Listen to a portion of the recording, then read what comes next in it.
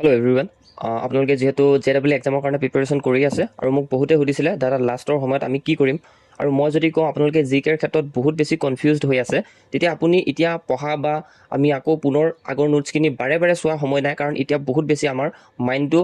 struck হৈ গৈছে অৰ্থাৎ আমি পঢ়িলেও পঢ়িব নোৱাৰোঁ চ' সেইকাৰণে মই আপোনালোকক তিনিটা ভিডিঅ' দি থৈ দিছোঁ ইউটিউবত আপোনালোকে কি কৰিব পাৰে লুচেণ্টৰ ওৱান শ্বৰ্ট ভিডিঅ'টো চাওক লুচেণ্টৰ পৰা বহুত বেছি কুৱেশ্যন আপোনাৰ আগত আহিব আপুনি দেখিব আৰু লগতে JEE যিমানখিনি পেপাৰ আছে তাৰে আমি দেখিছিলোঁ যে তাতে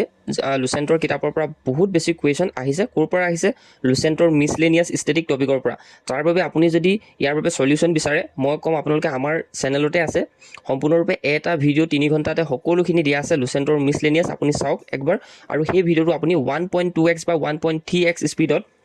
প্লে কৰিব আপুনি যিমানেই ভিডিঅ'টো শেষলৈ গৈ থাকিব আপোনাৰ মন সিমানেই ভাল লাগি থাকিব আৰু আপুনি চাব যে এক্সামত আপুনি বহুতখিনি জিকে কৰিব পাৰিব যদি আপুনি লুচেণ্টৰ ওৱান শ্বৰ্ট ভিডিঅ'টো চায় তেতিয়াহে যদি আপুনি এতিয়ালৈকে বৰ্তমান সময়লৈকে চোৱা নাই নিশ্চয়ৰূপে এই ভিডিঅ'টো আজিৰ দিনটো হিচাপত চাওক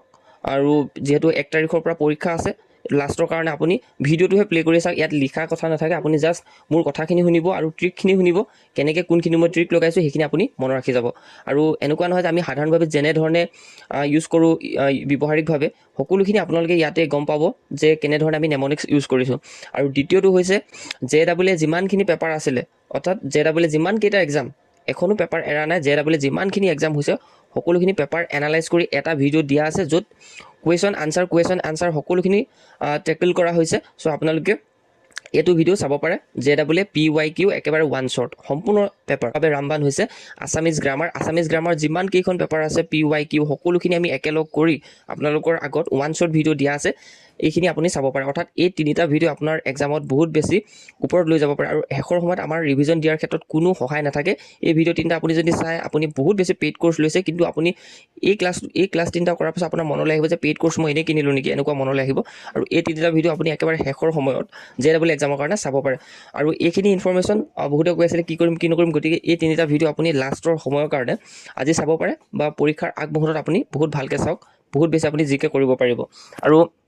বিশেষকৈ আমাৰ চেনেলটোৰ লগত যিসকল জইন হৈ আছে তেওঁলোকে নিশ্চয়ৰূপে আমাৰ চেনেলটোৰ লগত জড়িত হৈ থাকিব কাৰণ জব এডুকেশ্যন আৰু বিজ্ঞান মুক টেষ্ট এই দুটা চেনেল আছে এই দুটা চেনেলে ছাবস্ক্ৰাইব কৰি ৰাখিব কাৰণ ইয়াতে বহুত বেছি আপোনালোকৰ ফ্ৰী